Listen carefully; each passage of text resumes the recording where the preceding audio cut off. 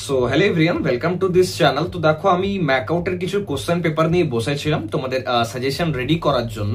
তো যারা যারা থার্ড ইয়ার বা ফোর্থ ইয়ারের এখন স্টুডেন্ট আছে না, মানে সেটা বিটেক এর হোক বা বিবিএ বিসিএ এরও, যারা সেকেন্ড ইয়ার বা থার্ড ইয়ারের এক্সাম চলছে, ফার্স্ট পেজে এখনো এক্সাম চলছে, তো তাদের অধিকাংশ স্টুডেন্টের ফিডব্যাক এটাই যে দাদা তোমার সাজেশন থেকে কিন্তু অনেক ম্যাচ এসছে, এবং তোমরা দেখেওছো নিশ্চয়ই লাইভ সেশন গুলোতে বা ভিডিওর কমেন্টসে বা কমিউনিটি পোস্টেও কিন্তু আমি অনেক স্ক্রিনশট শেয়ার করেছি, বা তোমরা যদি কোনো ফিডব্যাক নাও সিনিয়র থেকে, সেখান থেকেও কিন্তু জানতে পারবে। এবার গল্পটা হচ্ছে যে এখানে ম্যাচ খাবার ব্যাপারটা আসছে কোথা থেকে, বা দাদা আমি সাজেশন থেকে যে কমন পাচ্ছি এতজন যে বলছে সেটা কোন বেসিসে বলছে। দেখো, বোঝার চেষ্টা করো, ম্যাকআউটের যে কোশ্চেন ফ্রেমিং হয় না, সেটা কিন্তু পুরোপুরি আনপ্রেডিক্টেবল। মানে এরকম নয় যে তুমি পিওয়াইকিউ ধরে চলে গেলে বা সিলেবাসের কিছু ইম্পর্টেন্ট জায়গা দেখে পড়ে চলে গেলে এবং তুমি কমন পেয়ে গেলে, তুমি লিখে চলে এলে, বা কোনো নিউমেরিক্যাল যেটা হয়তো লাস্টের 2 বছর আগে এসছে সেটাই হয়তো ডিজিট চেঞ্জ করে দিয়ে দিল, এরকম কিন্তু হয় না। আমি তোমাকে বলছি, মেকানিক্যাল ফিফথ সেমিস্টারের একজন স্টুডেন্টের ফিডব্যাক হচ্ছে যে দাদা সলিড মেকানিক্স এর কোশ্চেন যে এত ইজি হবে এক্সপেক্ট করিনি। সলিড মেকানিক্স আমি দারুণ ভাবে পড়ে গেছিলাম, বাট এক্সামে গিয়ে দেখছি সেরকম কিছুই দেয়নি,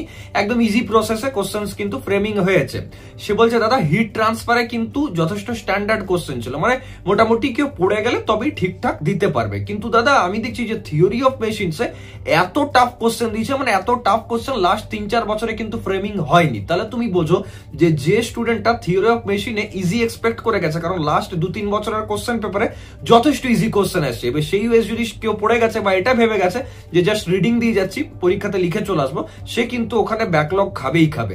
তাহলে ব্যাপার হচ্ছে যে ম্যাকআউট কিন্তু পুরোপুরি আনপ্রেডিক্টেবল। তো যখনই কোনো সাজেশন পড়ছো, এরকম সাজেশন তুমি কোনো অন্য লেকচার কোর্স থেকে পড়ো বা কোনো অন্য ইউটিউব চ্যানেল থেকে পড়ো, মেক শিওর কি কোনো সিঙ্গেল জিনিসের উপর কিন্তু রিলাই হয়ে থাকবে না। দেখো, আমাদের কোর্সেসে আমি চাইলেই কিন্তু শুধু সাজেশন ইনক্লুড করতে পারতাম। তুমি হয়তো দেখবে আমি বলে যাচ্ছি সাজেশন, বাট এখনো কোনো পেড কোর্সে সাজেশন কিন্তু অ্যাড হয়নি। থার্ড ইয়ার ফোর্থ ইয়ার বাদ দিয়ে বলছি, এখন যে ফার্স্ট ইয়ার আর সেকেন্ড ইয়ার যাদের এক্সাম আছে, বা বিবিএ বিসিএ যাদের এক্সাম আছে জানুয়ারি মাসে প্রবাবলি, তো সেই সাজেশন কিন্তু অনেক পরে, প্রায় দেখতে গেলে ডিসেম্বরের মিড করে বা এন্ড করে আমি অ্যাড করব। তার আগে chapter wise notes, previous year কোশ্চেনের সলিউশন, তারপরে পরে মক টেস্ট, এবং লাস্টে গিয়ে পর পিওয়াইকিউ অ্যানালিসিস আর সাজেশন দেবো জাস্ট ফর রিভিশন, বা এটা অ্যানালিসিস করার জন্য যে কোন কোন জায়গাগুলো ইম্পর্টেন্ট। সো মেক শিওর আগে সবকিছু কভার করো, তারপর গিয়ে পর কিন্তু সাজেশনের উপর রিলাই হও, নাহলে নিজেই ব্যাকলগ পাবে এবং তোমারই পরে প্রবলেম হবে।